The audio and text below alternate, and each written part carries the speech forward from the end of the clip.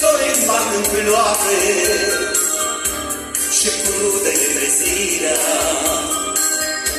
căci tu nu ești aproape. Sunt ca o harmă tristă, uitată într-o gară, pe strunele iubirii te aștept să vii seară.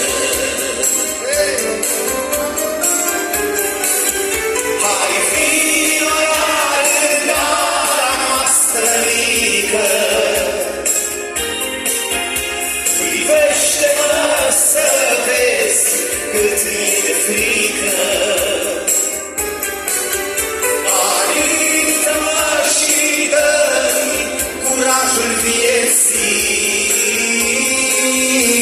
sărută-mă să arunci umbra tristeții. Hai din parte,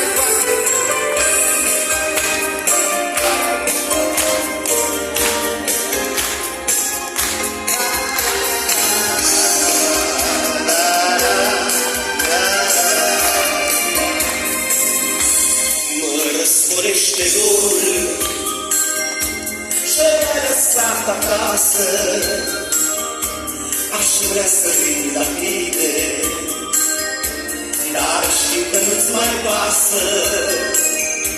Și atunci cu lacrimi zate mai umplu cădinare și scriu pe o amintire că te aștepți diseară.